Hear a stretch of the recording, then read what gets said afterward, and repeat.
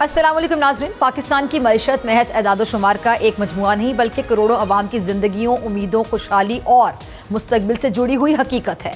एक मुस्तहकम मईशत मुल्क की खुद मुख्तारी, दिफा, समाजी तरक्की और आलमी वक़ार की ज़ामिन होती है, जबकि कमज़ोर मईशत ना सिर्फ दाखिली मसाइल को जन्म देती है बल्कि बैरूनी दबाव को भी बढ़ा देती है। बदकिस्मती से पाकिस्तान की मईशत दहाइयों से अदम तसलसल, गलत तरजीहात हैं, सियासी अदम इस्तेहकाम है, मौसमियाती बहरानों को कह लें, इसका शिकार रही है। अगर हम 2025 की बात करें तो 25 में कुछ ऐसे आसार नमूदार हुए जो उम्मीद की एक नई किरण बन सकते हैं। शर्त उसके लिए क्या है कि उन्हें बर वक्त और दुरुस्त समत में इस्तेमाल किया जाए। साल 2024 पाकिस्तानी मईशत के लिए एक सख्त इम्तिहान की मानंद था। अफरात ज़र बुलंद तरीन सतह पर पहुँच गया, रुपये की कदर में मुसलसल गिरावट देखी गई, बैरूनी कर्ज़ों का बोझ मज़ीद बढ़ा और इसके साथ साथ अवाम महंगाई, बेरोज़गारी, मुआशी गैर यकीनी सूरत हाल से बुरी तरह से मुतासिर हुए। अच्छा, इस साल के दौरान मईशत को सहारा देने के लिए हुकूमत को मुतादिद सख्त फैसले करने पड़े, जिनमें सब्सिडीज़ का खात्मा, तवानाई की कीमतों में इजाफा और टैक्स नेट का फैलाव शामिल था। मगर इन फैसलों का फौरी असर अवाम पर महंगाई की सूरत में ज़ाहिर हुआ, जिसने मुतवसत और निचले तबके को शदीद मुतासिर किया। 2025 के आगाज़ में कुछ हौसला अफजा अशारिये सामने आते हैं और ये इशारे क्या थे जी, जिन्होंने मईशत की बेहतरी की उम्मीद पैदा कर दी। फॉर एग्ज़ाम्पल, रुपये की कदर में इस्तेहकाम आया, महंगाई की शरह में निस्बतन कमी वाक़ई हुई, स्टॉक मार्केट में सरमायाकारों का एतमाद बहाल हुआ और ज़र मुबादला के ज़खायर बढ़ना शुरू हो गए, जो गुज़श्ता बरस की निस्बत हम कह सकते हैं कि नुमाया बेहतर थे। अच्छा, आलमी मालियाती इदारों जैसे कि मोडीज़, फिच और आलमी बैंक की रिपोर्ट्स में भी पाकिस्तान की मुआशी दर्जा बंदी, इसमें बेहतरी की बात की गई, जो आलमी सरमायाकारों के लिए एक बड़ा पॉजिटिव, एक बड़ा मुस्बत इशारा है। लेकिन क्या ये बेहतरी पायदार है? मुआशी जो इशारे हैं इनमें बेहतरी अपनी जगह, मगर ज़मीनी हक़ाइक़ इसके बरक्स कुछ और कहानी सुनाते हैं। ज़रा गौर से सुनिएगा। माली साल 2025 से 26 के इब्तदाई 2 महीने खतरे की घंटी बजा चुके हैं। तिजारती खसारा 6 अरब डॉलर से तजावुज़ कर चुका है। जुलाई और अगस्त में खसारे में 29% 29% इजाफा रिकॉर्ड हुआ है। दरामदात की बात करें तो 14% से ज़ायद इजाफा हुआ, जबकि बरामदात मतलूबा रफ्तार से नहीं बढ़ सकी। अब ये अदाद व शुमार इस बात का सबूत है कि मईशत की साख़ती कमज़ोरियाँ अब भी अपनी जगह मौजूद हैं और अगर फौरी इस्लाहत ना की जाए तो फिर क्या होगा? वक्ती इस्तेहकाम दोबारा बहरान में तब्दील हो सकता है, खुदा न खास्ता। पाकिस्तान की मईशत का एक मुस्तकिल जुज़्व IMF के साथ मुआहदे रहे हैं। जब भी मईशत की जो हालत है वो ख़राब होती है तो हुकूमत क्या करती है कि आलमी मालियाती इदारे का दरवाज़ा खटखटाती है। इन मुआहदों से बज़ाहिर ज़र मुबादला के ज़खायर में इजाफा होता है, आलमी एतमाद बहाल होता है, वक्ती इस्तेहकाम आता है, लेकिन दूसरी जानिब इन मुआहदों की कीमत आम आदमी को चुकानी पड़ती है। कैसे? सब्सिडी का खात्मा होता है, तवानाई की कीमतों में इजाफा होता है, टैक्सों की भरमार होती है और ये ऐसे महरकात हैं जो मईशत को तो मजबूत करते हैं मगर आवाम की कमर तोड़ के रख देते हैं। पाकिस्तान की मईशत एक आप देख लें कि इसकी जो एक बड़ी जो बुनियाद है, अगर मैं कहूँ ज़रूरी शोबा है, आप सब अग्री करेंगे। और साथ ही मैं ये भी कहना चाहूँगी जो बदकिस्मती से मौसमियाती तब्दीलियों के रहमो करम पर है। हालिया सैलाब आपके सामने है जिसने लाखों एकड़ पर खड़ी फसलों को तबाह किया, ज़राई ज़मीनें पानी में डूब गईं। गंदम की बात कर लें, चावल की बात कर लें, कपास जैसी अजनास की तरसील बुरी तरह से मुतासिर हुई और इसका डायरेक्ट बराह रास्त असर अशिया खुरोनोश की कीमतों पर पड़ रहा है। आटे की बोरी की कीमत में 12% इजाफा, हफ्तावार महंगाई की शरह 3.57% तक पहुँचना एक संगीन माशरती मसला बन चुका है। दूसरी जानब तवानाई का जो महंगा होना पाकिस्तान की सनती तरक्की में रुकावट भी बन रहा है, जबकि काबिल तजदीद और सस्ती तवानाई के ज़राए पर तवज्जो नहीं दी जाती। पाकिस्तान की मईशत खुद किफ़ालत की तरफ नहीं बढ़ सकती। पाकिस्तान के इक़्तिसादी मुस्तक़बिल का तयन 3 बड़े उसूलों पर मुनहसर है। ज़रा सुनिएगा। पहला उसूल, सियासी इस्तेहकाम और पॉलिसीज़ का तसलसल। सियासी अफरा तफरी और हुकूमतों की तब्दीली ने मुआशी पॉलिसियाँ मुतासिर की। सरमायाकार सिर्फ इसी सूरत में सरमायाकारी करते हैं जब उन्हें पॉलिसीज़ में एक तसलसल नज़र आए, कंसिस्टेंसी नज़र आए और कानून की हुक्मरानी पर एतमाद हो। नंबर 2, मौसमियाती लचक और ज़राई इस्लाहात। ज़राई शोबे को जदीद टेक्नोलॉजी, पानी के मौसर निज़ाम, महफूज फसलों की पैदावार जैसे इक़दामात से महफूज बनाना होगा ताकि हर साल सैलाब या फिर खुश्क साली की सूरत में मईशत अफेक्ट ना हो, मईशत तबाह ना हो। नंबर 3, तवानाई के शोबे में इस्लाहात। दरामदी तवानाई पर इन्हिसार कम करके हाइड्रो, सोलर, विंड पावर और दीगर काबिल तजदीद ज़राए को फ़रोग देना होगा ताकि सनती पैदावार की लागत कम हो और रोज़गार के मौके मज़ीद बढ़ें। पाकिस्तान की मईशत इस वक्त एक नाजुक मगर फैसला कुन मोड़ पर खड़ी है, जहां एक तरफ मैक्रो इकनॉमिक इशारे बेहतरी की तरफ जा रहे हैं और दूसरी जानिब अवाम की मुश्किलात में कोई खासी कमी नज़र नहीं आती। अगर गवर्नमेंट दुरुस्त डायरेक्शन, दुरुस्त समत में इस्लाहात जारी रखे, तवानाई और जो ज़राई शोबे हैं उनको मुस्तहकम करे, पॉलिसीज़ का तसलसल बरकरार रखे, तो पाकिस्तान एक पायदार, खुशहाल और खुद कफील मईशत बन सकता है इंशाअल्लाह। लेकिन अगर ये मौका भी ज़ाया हो गया तो फिर क्या हो सकता है? एक बार फिर से वक्ती इस्तेहकाम आएगा, लेकिन नए बहरान की शक्ल भी इख्तियार कर सकता है, खुदा ना खास्ता। ब्रेक के बाद मेरे साथ मेहमान मौजूद होंगे डॉक्टर शुमाइल दाऊद साहब, साबिक सदर रावलपिंडी चैम्बर ऑफ कॉमर्स, मुआशी तज्जियाकार हैं, और खालिद महमूद खोकर साहब सदर किसान इत्तेहाद में ज्वाइन करेंगे। डॉक्टर सलमान शाह साहब, साबिक वज़ीर ख़जाना, माहिर मुआशी अमूर। आप तमाम मेहमान मेरे साथ मौजूद होंगे ब्रेक के बाद। वेलकम बैक नाजरीन। डॉक्टर शुमाइल दाऊद साहब, बहुत शुक्रिया ज्वाइन करने के लिए। डॉक्टर सलमान शाह साहब, आपका भी बहुत शुक्रिया वक्त देने के लिए। खालिद महमूद खोकर साहब, आपका भी बेहद शुक्रिया वक्त देने के लिए। आप दोनों की इजाज़त से डॉक्टर साहब, मैं खालिद महमूद खोकर साहब से जो सदर किसान इत्तेहाद है उनसे शुरू करना चाहूँगी, क्योंकि सैलाब के बाद जो किसानों को नुकसान का सामना करना पड़ा और किसानों को ज़ाहिरी बात है फौरी तौर पर हुकूमत की तरफ से रिलीफ भी चाहिए, तो मेरे ख्याल से हम खालिद भाई आपसे शुरू करना चाहेंगे। किसानों के साथ हमारी पूरी हमदर्दी, और जो गवर्नमेंट से आप लोगों को रिलीफ चाहिए था, आपको वो रिलीफ मिल सका, और जितना नुकसान हुआ मैं चाहती हूँ कि आप अपने जो दिल की कैफियत है आप बयान करें। जी बहुत शुक्रिया। पाकिस्तान में सैलाब आने से पहले भी ज़राअत ज़बूहाली का शिकार थी जी, यानी हमें 2 साल गंदम का रेट ना मिला, 2200 अरब रुपए असल रेट से हमें कम रेट मिला, कपास का रेट नहीं मिला, बाकी फसलों का रेट नहीं मिला, और पैदावार भी कम हुई। लेकिन अब सैलाब ने तो क़यामत सुगरा बर्पा कर दी है, क्योंकि तीनों दरिया बिखरे हुए हैं, रावी, चनाब और सतलुज, और जिससे तकरीबन 3,500 से 4,000 देहात जो है ना वो इफेक्ट हो चुके हैं, और जो कि बहुत बड़ा नुकसान है। उसमें मेजर जो फसलें हैं हमारी, चावल, कपास, गन्ना, मक्की, तिल की फसल है, चारा जात हैं, और तमाम किस्म की सब्जियात बिल्कुल नेस्तो नाबूद हो गई वहाँ पे।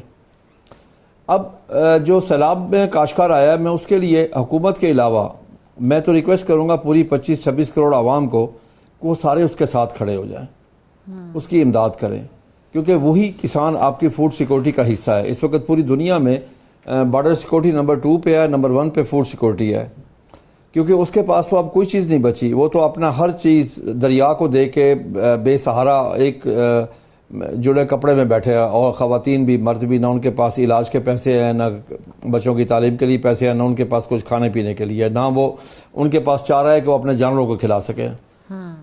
काश्तकार के लिए जानवर भी बच्चों की तरह होते हैं। अगर उसका जानवर भूखा हो तो वो ऐसे फील करते हैं कि हमारे बच्चे भूखे हैं, क्योंकि काश्तकार अपनी फसलों से और जानवर से इश्क की हद तक मोहब्बत करता है। बिल्कुल। इस वक्त जो सूरत हाल है कि काश्तकार के पास जब कोई पैसा नहीं है, तो चाहिए ये हुकूमत को और मुखय्यर हज़रात को सबको मिल के तो कम अज़ कम उसको इतना कर दें कि अगली फसल काश्त कर सके, आपकी फूड सिक्योरिटी का हिस्सा बन सके। यानी अगर उसने गंदम काश्त करनी है, उसके खाद, बीज, पेस्टिसाइड और डीजल और कुछ माली मुआवनत भी उसकी की जाए, ताकि वो आपके लिए काश्त कर सके। जो आपने बाहर से इम्पोर्ट पे पैसे खर्च कर, डॉलर खर्च करने, वो खर्चा यहीं पे करें। देखिए ना, हमारे साथ काश्तकारों के साथ बहुत बड़ी ज्यादती हुई, जिसपे आवाज़ नहीं उठाई गई जिस तरह आवाज़ उठानी चाहिए थी, कि काश्तकार को उसकी पैदावारी लागत गंदम में 2 साल नहीं मिली।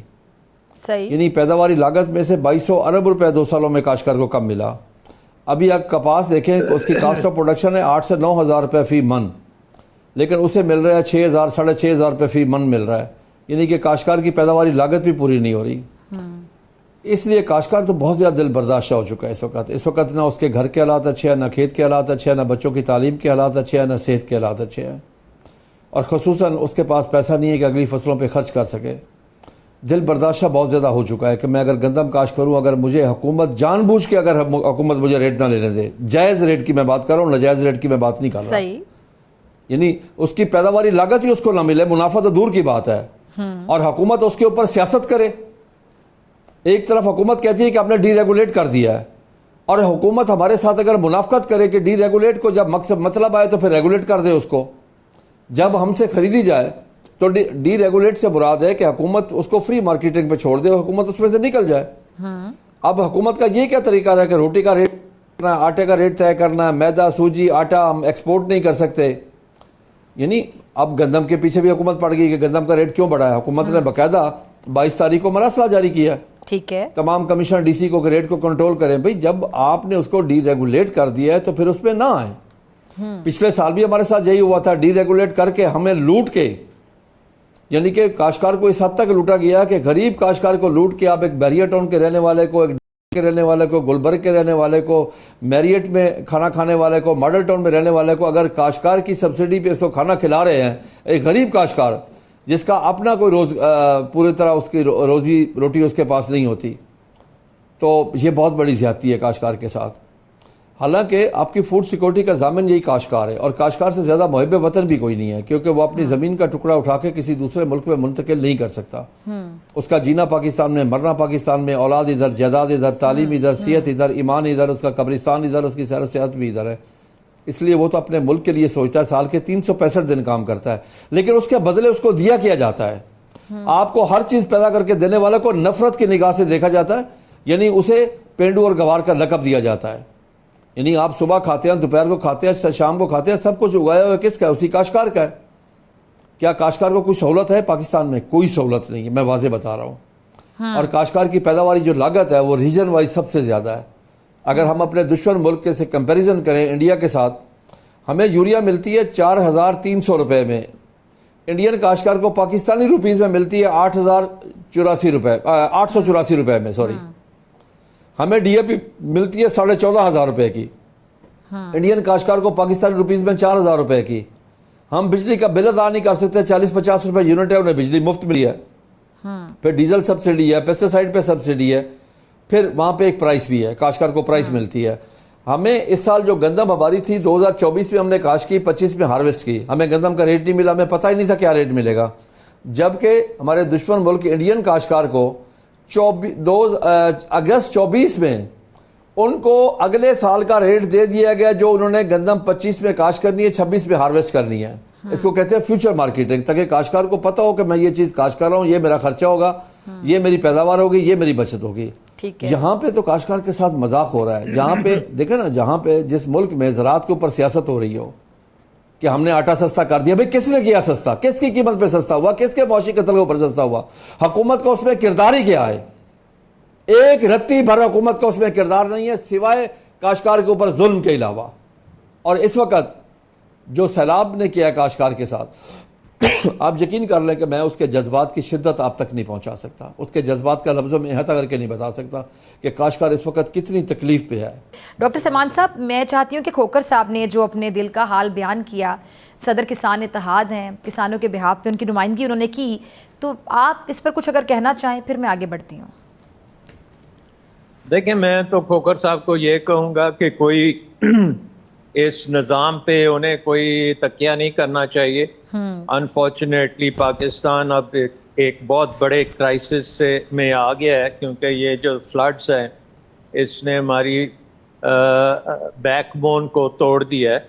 اور بالکل کھوکھر صاحب نے صحیح کہا کہ پچھلے 2 سال سے ان کے ساتھ غیر یقینی قسم کا رویہ اختیار کیا گیا, جس سے بہت زیادہ نقصان فارمر کو ہوا.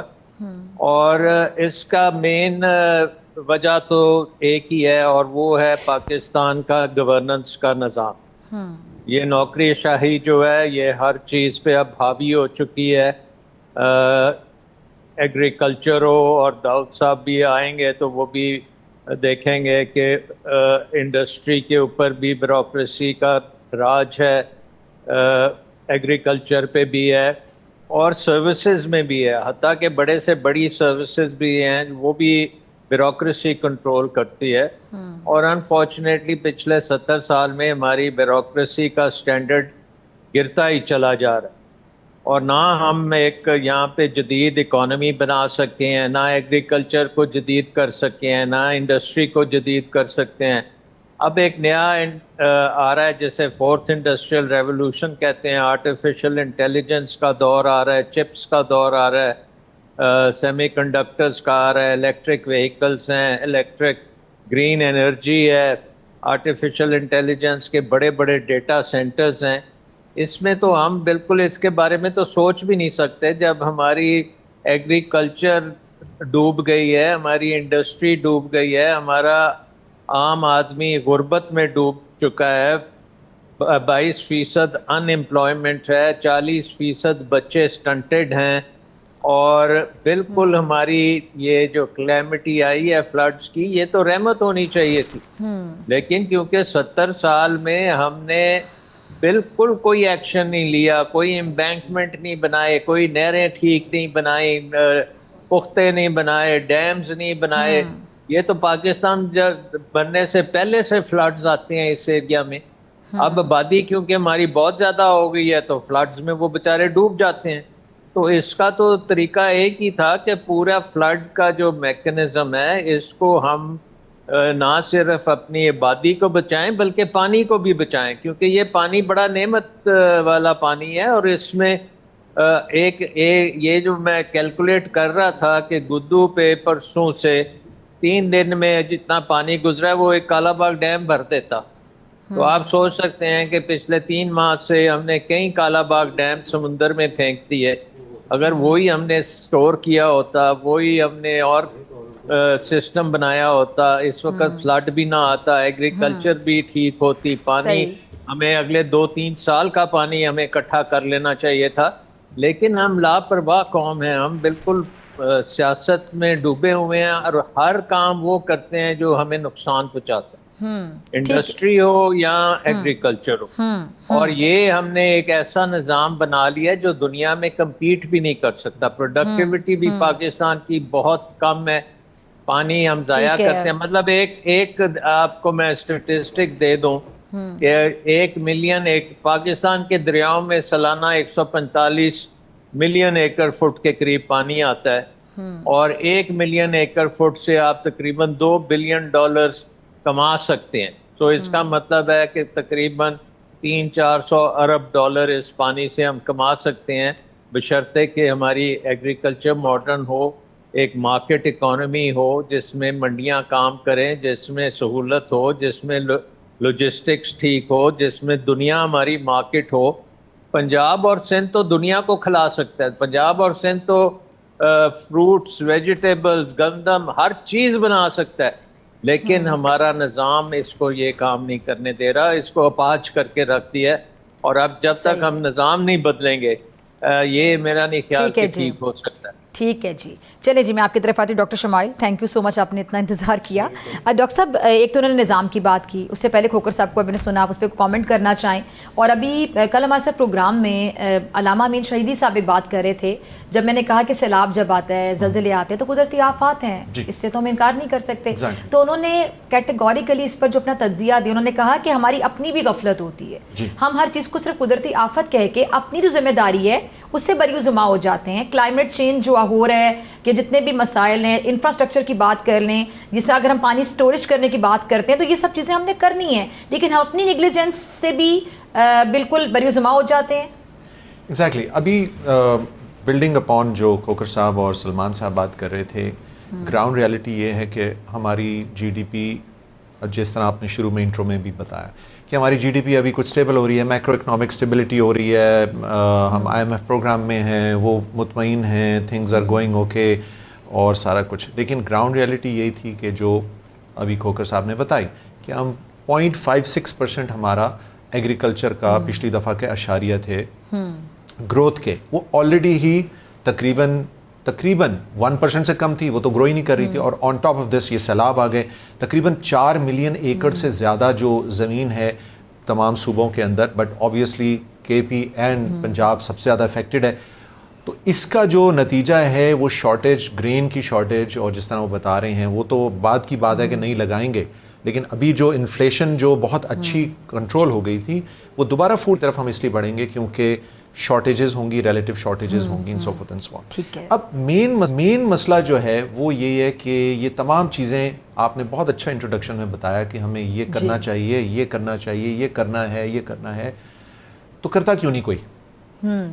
وہ کرتے اس لیے نہیں ہے, جو سلمان صاحب بھی یہ بات کر رہے تھے کہ سب اپنے کمفرٹ زون میں سب اپنے کمفرٹ زون میں ہیں. وہ صرف ابھی بھی جو تمام چیزیں ہوئی ہیں, فسکل ڈسپلن کا مظاہرہ کیا ہے, یا کرنٹ اکاؤنٹ کچھ بہتر ہوا ہے, یا ہم نے کرنسی کو تھوڑا سا بہتر کیا ہے, وہ IMF کا جو ڈنڈا تھا اس کی وجہ سے کیا ہے. ایگزیکٹلی ہم نے خود کوئی کام نہیں کرنا, ہم نے انتظار کرنا ہے یا کوئی آفت آئے گی یا کوئی باہر سے کوئی فورس آئے گی یا کوئی نظام آئے گا. تو ہر دفعہ ہمیں موقع ملتا ہے. آپ نے بالکل ٹھیک کہا کہ ہمیں یہ بریدنگ سپیس ملا ہے. اب اس بریدنگ سپیس میں IMF پروگرام کے اندر بھی یہ اس کا حصہ ہے کہ ہمیں ریفارمز کرنے ہیں. اب وہ ریفارمز بڑے سیریس قسم کے ریفارمز ہیں. ابھی وہ ریفارمز ابھی تک جو کیے ہیں وہ بہت ارلی سٹیج کے ریفارمز ہیں, جو ہارڈ کور ریفارمز ہیں جس کے ذریعے آپ اپنی معیشت کو, اپنے ریونیو کو انہانس کریں. 200 سے زیادہ 212 اسٹیٹ اونڈ انٹرپرائزز ہیں, اور اگر اور بھی میرا خیال ہے جو صوبائی سطح پہ وہ کریں, چھوٹی سطح پہ وہ بھی اور بھی کریں. میجورٹی لاسز کے اندر ہیں, ان کو بند کرنے کی ضرورت ہے. ان کی ملک کو کوئی فائدہ نہیں ہے اور وہ ملک کے خون چوس رہی ہیں. اسی طرح سے آپ کے بے تحاشا آپ کی جو پرفارمنس ہے, گورننس ہے, مس گورننس ہے, اس کی وجہ سے آپ نے واٹر ویز جو ہیں ان کو پورے پریپیئر نہیں کیا. بالکل آئی ایگری ود سلمان صاحب, امبینکمنٹ نہیں کی, ان میں آپ نے اجازت نامے دے سے. اب آپ انویسٹیگیشنز کریں گے ریٹروسپیکٹیولی اور لوگوں کو سزائیں دیں گے اور نیب جاگے گی. So we keep on repeating this cycle again and again, جس کے نتیجے میں یہ یو افیکٹ ہوتا ہے. وہ جو ہے نا اپ اینڈ ڈاؤن سائیکل ہوتا ہے. یہ اب پھر دوبارہ سے ہم تھوڑا سا بریدنگ سپیس ملے گا, ہمارے انٹرنیشنلی بڑے اچھا ہو گیا, ہم نے ہماری کیٹیگری امپروو ہو گئی, ہماری رینکنگ بہتر ہو گئی, اور اس کے بعد پھر دوبارہ سے ہم زیادہ خرچ کر دیں گے. اب ہم کن انفراسٹرکچر پروجیکٹس پہ خرچ کریں گے؟ نئی سڑکیں بن جائیں گی, نئی بریجز بن جائیں گے. کیا ہم اپنی مارکیٹس کو ڈیولپ کرنے میں کامیاب ہوں گے؟ کیا ہم جو مارکیٹ ایکسیس ہے اس کو بہتر کرنے کی کوشش کریں گے؟ آپ کی ٹوٹل جو جی ڈی پی جو 2.7% ابھی ہے, اس کی 90% سے زیادہ کنزمپشن لیڈ ہے. تو انڈسٹری اگین وہ پرفارم نہیں کر رہی. آپ کی انرجی نے آپ کو گلے سے پکڑا ہوا ہے, ایگریکلچر کو, جس طرح کھوکر صاحب نے بتایا. عوام جو ہے نا وہ عام الفاظ میں باتیں کرتی ہے, کیونکہ ہم لوگ ٹی وی پر آتے ہیں تو ہمیں جب لوگ ملتے ہیں, آپ لوگوں سے پوچھتے ہوں گے, ڈاکٹر صاحب آپ سے بھی بات کرتے ہوں گے کہ جب لوگ کہتے ہیں کہ ہمیں نہیں پتا یہ کیا ہے, آپ ہمیں اکنامکس نہ سکھائیں, ہمیں نہیں پتا اکنامکس کیا ہوتی ہے, آپ بتائیں کہ ہمارے لیے جو اشیاء خور و نشر سستی کب ہوں گی. اب عام بندہ جو ہے جس نے نہیں پڑھا ہوا اتنا, تو وہ تو عام الفاظ میں بات کرتا ہے, وہ کہتا ہے جی چیزیں کب سستی ہوں گی جب صحیح جگہ پر پیسے لگیں گے. دیکھیں اربوں روپے کے ایم او یو سائن ہوتے ہیں, لیکن لوگ کہتے ہیں کہ ہمیں تو اس کا کوئی اثر نہیں آ رہا. ایم او یوز جو ہوتے ہیں وہ وعدے ہوتے ہیں, وہ کمٹمنٹس ہوتی ہیں, ان کی کبھی بھی نہیں آتے, وہ کبھی بھی نہیں آتے. ہم بورڈ آف انویسٹمنٹ کے زیر سایہ ہم نے بھی رول ادا کیا کئی دفعہ, اور کئی دفعہ سائن ہوئے 500 بلین آ رہا ہے اور اتنے آ رہے ہیں. وہ کبھی بھی نہیں آتے, وہ صرف کمٹمنٹس ہوتی ہیں. دیکھیے تمام دنیا کے جو ممالک ہیں, چاہے وہ چین ہے کوئی اور ہے, وہ ہم بے شک ڈیپر دین اوشنز, اور وہ ہماری بڑی ان کے ساتھ دیرینہ وہ ہے, لیکن at the end of the day look at things objectively, اور وہ کمپیئر کرتے ہیں پورے ریجن کے اندر. آج کے ٹائم کے اندر 70+ ایئرس کے باوجود آپ کو پتہ ہے ہماری جو سیوریج کا نظام ہے, ہم ابھی AI کی باتیں کر رہے ہیں نا, پورے پاکستان میں 1% جو ویسٹ واٹر ہے gets treated in the 10 cities of Pakistan, اور دنیا کا جو ایوریج ہے جس میں غریب ملک بھی ہیں, گلوبل ساؤتھ بھی ہے, وہ 56% ہے. ہمارے یہاں 1% جس میں اسلام آباد کا چھوٹا سا ٹریٹمنٹ پلانٹ ہے. تو ہم تو اپنی سیوریج کو بھی ابھی تک کلین نہیں کر سکے, تو ہم کمیونیکیشن, ہم اپنی پولیو کو نہیں ریڈیکیٹ کر پائی اس وجہ سے, because we do not have our priorities and consistently we are missing the boat. تو یہ پرابلم ہے. چلیں جی, بریک کا میرے خیال سے وقت ہو رہا ہے. بریک کے بعد تینوں مہمان میرے ساتھ ملاقات ہوگی شارٹ بریک کے بعد. ویلکم بیک ناظرین, تمام مہمان میرے ساتھ موجود ہیں. ایک بار پھر سے بہت شکریہ جوائن کرنے کے لیے. خالد محمود کھوکر صاحب, میں آپ کی طرف آنا چاہوں گی. سر, سیلاب کے بعد جو نقصان ہوا وہ اپنی جگہ, لیکن جو زرعی زمین ہے وہ زیر آب ہے, وہاں پہ جو دوبارہ کاشتکاری ہے اس کے لیے اگر میں ٹائم ڈیوریشن کی بات کروں عام الفاظ میں, ذرا آپ سمجھائیے کہ کتنا عرصہ درکار ہوتا ہے. اس کے ساتھ ساتھ پاکستان میں فصلوں کی جو انشورنس ہے اس کا نظام ابھی ہے؟ جی بہت شکریہ. پہلی بات تو کہ ابھی پانی کھڑا ہے, بلکہ ابھی پانی چل رہا ہے دریاؤں میں, ابھی تمام دریا بکھرے ہوئے ہیں. پلس یہ ہے کہ پاکستان میں کسی قسم کا فصلوں کی انشورنس کا کوئی نظام نہیں ہے. حتیٰ کہ جو لوگ بینک سے قرضہ لیتے ہیں اس کی انشورنس ہوتی ہے, لیکن کبھی آج تک کسی فارمر کو انشورنس. اچھا, اگر ہم باقی جگہوں سے کمپیئر کریں, سوری میں آپ کی بات کاٹ رہی ہوں, تو ذرا کمپیریزن کیجئے گا, اور اگر آپ کے پاس تجاویز ہیں اس پلیٹ فارم سے آپ پلیز اگر دینا چاہیں. جی دیکھیں جی, میری اس وقت تجویز, پہلی بات تو یہ ہے کہ اس وقت چاہیے یہ کہ فوڈ سیکورٹی کے لیے 25 کروڑ عوام کو چاہیے, پاکستان کی پوری قوم کو چاہیے کہ وہ سیلاب زدگان کے ساتھ کھڑے ہو جائیں, ان کی سپورٹ کرے. حکومت اکیلی حکومت کچھ نہیں کر سکتی جب تک ہم ایز اے قوم سارے اس کے ساتھ مل کے شامل نہیں ہوں گے.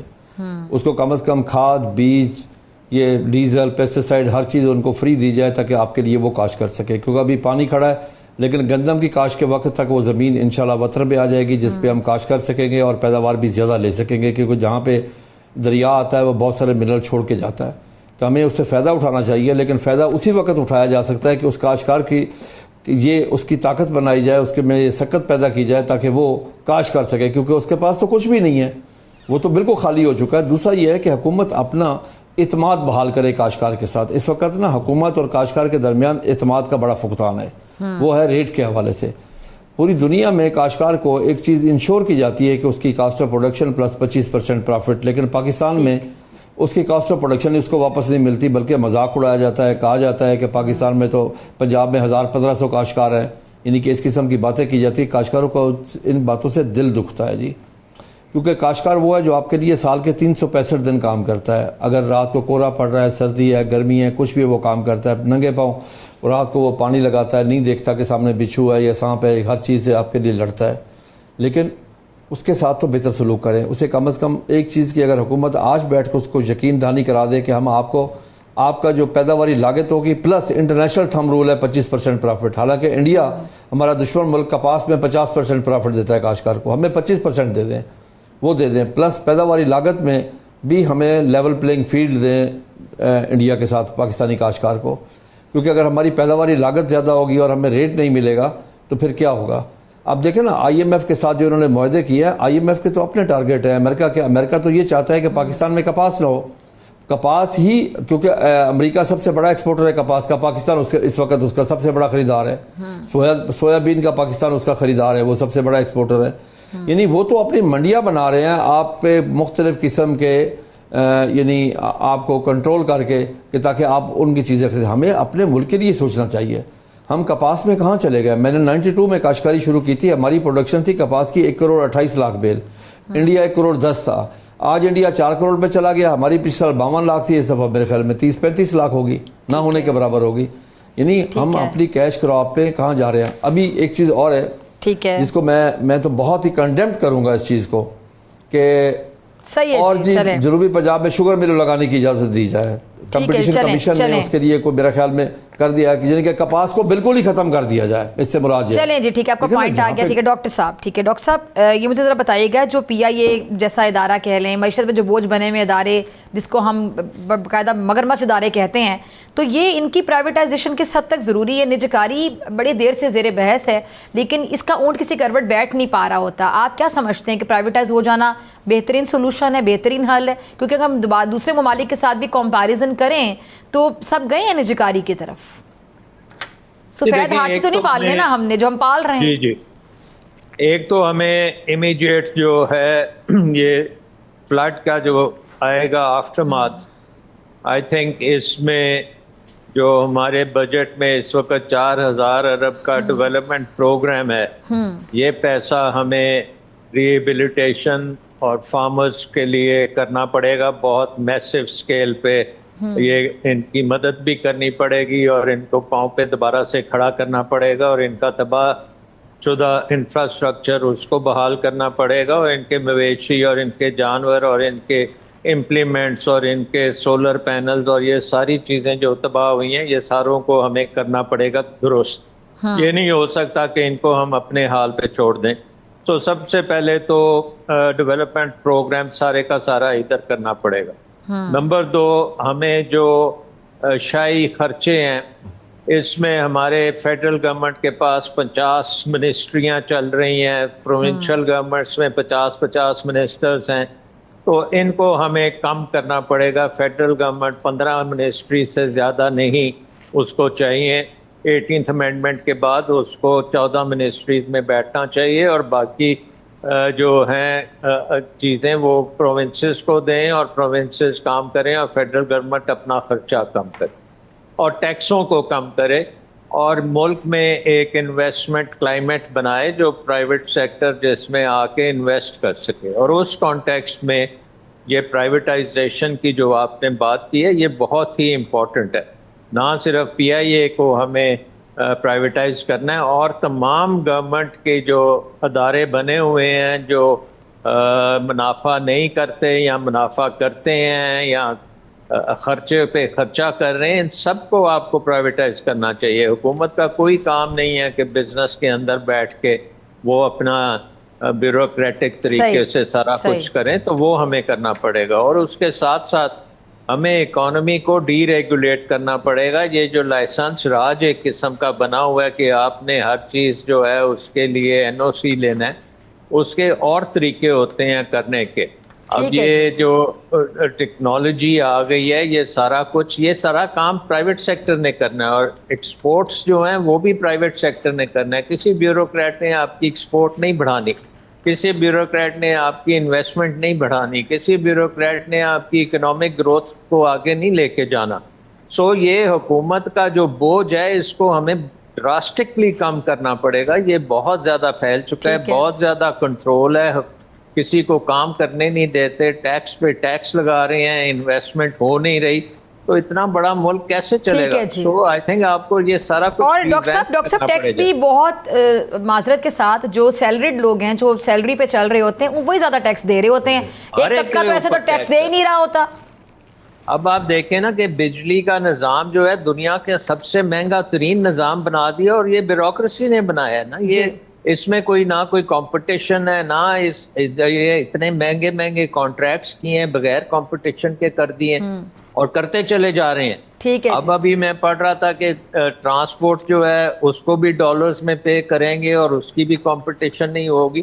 تو ٹوٹل نظام ایک ڈیزاسٹر ہے. اس کو اب آپ کو ٹھیک کرنا پڑے گا. آپ اگر سمجھتے ہیں کہ یہ تھوڑا موٹا اوپر نیچے کرنے سے ٹھیک ہو جائے گا تو یہ ٹھیک نہیں ہوگا. 25 کروڑ کا ملک ہے، اس کی اکانومی جو ہے دنیا کی ٹاپ 10 اکانومیز میں اگر آپ نے بنانی ہے تو آج سے کام شروع کر دیں. اب ویٹ بہت ہو گیا ہے، یہ فلڈز کو بچائیں اور اس کے بعد باقی اکانومی کو درست کریں. چلیں ڈاکٹر صاحب، کیا ہو سکتا ہے؟ پالیسیز چینج کرنے کی ضرورت ہے، نظام کیسے چینج ہوگا؟ جس طرح ڈاکٹر صاحب کہہ رہے ہیں، it needs to be scrapped basically and we need to rethink completely. Otherwise business as usual چلتا رہے گا، وہی stability and then we'll go down. اچھا، اب یہ ہے کہ آسٹیریٹی میجرز کی ہم نے بات سنی، عوام کے لیے آسٹیریٹی میجرز ہو گئے کہ یہ کریم نہ منگوائیں اور فلانا نہ کریں. لیکن اگر ہم اپنے لیے آج گاڑی خریدنے جاتے ہیں تو ہم دیکھتے ہیں کہ اس کی کنزمپشن کیا ہے. لیکن جو گاڑی حکومت نے دی ہوئی ہے وہ 4,500 cc کی جو گاڑی وہ لے کے جا رہے ہیں اس کو پارک کر دیں. ٹھیک ہے. پیٹرول کو تو کم خرچ کرنا شروع کریں. پرکس کو تو ایلیٹ کلچر سے اور ایلیٹ مائنڈ سیٹ سے باہر نکلیں and become a servant of the people, تاکہ ہم مل کے اس مسئلے کو اس الجھاؤ سے نکالیں. ورنہ یہ جس طرح سے چل رہا ہے یہ کسی نہ کسی جگہ پر جا کے گاڑی بالکل ہی رک جائے گی. کیونکہ اسی قسم کے جو یہ فلڈز ہیں یا جو اس وقت زلزلے بھی آ رہے ہیں خدا نخواستہ، تو یہ جو نیشنل ڈیزاسٹرز ہیں، کلیمٹیز ہیں، یہ کسی بھی اسٹیج کے اوپر ہمیں ڈیریل کر سکتی ہیں. ہمیں we need to be proactive, we need to start decreasing our expense and we need to be rationalising it. اور اس کے ساتھ ساتھ ہم اپنے جو پورا جو نظام ہے اس کے اندر جن کے اوپر بنتا ہے ٹیکس ریٹ کو کم کر کے اس کا پھیلاؤ کو بڑھائیں، اور تمام ہماری جو انڈسٹری ہے یا دوسرے سیگمنٹس ہیں جو اس کا اپنا حصہ نہیں ڈال رہے ان کو اس کے اندر لے کے آئیں. یہ ہیں وہ ریفارمز کرنے کی ضرورت ہے جو کہ پاپولسٹ نہیں ہیں. اور یہ حکومت جو ہے یا کبھی بھی نہیں کرتی، وہ آسان والے کر دیتی ہے، جس کی پتلی گردن ہوتی ہے اس کو پکڑ لیتی ہے. اسی وجہ سے ہم سیلریڈ کلاس جو لوگ ہیں وہ 500 بلین سے زیادہ جو ہیں انہوں نے دیے ہیں. سیلریڈ کلاس بہت زیادہ سفر کرتی ہے، وہ اس لیے سفر کرے نا، کبھی انگریزی والا سفر کرتی ہے، کبھی اردو والا سفر کرتی ہے. اور مجھے بڑا دکھ ہوتا ہے جب یہاں سے پڑھے لکھے لوگ باہر جاتے ہیں. میرے بہت سے دوست ڈاکٹرز ہیں، آپ خود ڈاکٹر ہیں، اور وہ کہتے ہیں جی ہماری سیلری اتنی نہیں ہے، ٹیکس زیادہ. میرے جا رہے ہیں، ہمارے ارد گرد سے لوگ جا رہے ہیں. ڈاکٹر تو سارے زیادہ کوشش کرتے ہیں کہ باہر چلے جائیں. معذرت کے ساتھ یہ کڑوا سچ ہے، میں ٹی وی پہ بول رہی ہوں، زیادہ تر جو میرے بھی دوست ہیں، آپ کے بھی جتنے بھی جا رہے ہیں، اور وہ اسی وجہ سے بیکاز وہ اب اپنی کمائی کے بعد ٹیکسز کے بعد 50% سے زیادہ وہ اپنے ٹیکسز میں دے دیتے ہیں جو ایمانداری سے دے رہے ہیں. تو وہ اپنے بچوں کا فیوچر نہیں ڈیولپ کر سکتے، ان کو لک آفٹر نہیں کر سکتے. We have to redo this. اس لیے میرے حساب سے جب تک یہ نہیں کریں گے ہم دوبارہ اسی ٹاپک پہ دوبارہ بات کر رہے ہوں. ڈاکٹر صاحب آپ کا لاسٹ کامنٹ. جی آئی تھنک کہ یہ ہمیں ایک موقع ہے کہ ہم اس طرف جائیں، کیونکہ کرائسس میں ہی قومیں بنتی ہیں، اور اس وقت اس سے بڑا کرائسس نہیں ہو سکتا کہ آپ کی اکانومی بالکل گرو نہیں کر رہی، کوئی انویسٹمنٹ نہیں ہو رہی، لوگ مر رہے ہیں، فلڈ میں ڈوبے ہوئے ہیں، ہر طرف ایک قسم کی مایوسی ہے. اور یہ وقت ہوتا ہے کہ جب قومیں کھڑی ہوتی ہیں اور اپنے ہاتھ میں چیزیں لے کے وہ ہر چیز کو درست کرتی ہیں. صحیح. اور یہ ریفارمز لانگ اوور ڈیو ہیں، اور یہ ٹھیک. باقی دنیا میں بہت جگہ پہ ہو چکا ہے یہ کام. اب پاکستان کی ٹرن ہے کہ یہ ریفارمز کریں اور پاکستان کو ریلی ایک زبردست اکانومی بنائیں، کیونکہ گلوبل اپرچونٹیز پاکستان کے لیے بے شمار ہیں. ٹھیک ہے جی، بہت شکریہ تمام مہمانوں کے ساتھ. مجھے دیجیے اجازت، آپ سے ملاقات ہوگی انشاءاللہ اگلے ہفتے، سیم ٹائم سیم چینل. اگر زندگی نے وفا کی دعاؤں میں یاد رکھے گا، اپنا بہت خیال رکھے گا. اللہ نگہبان.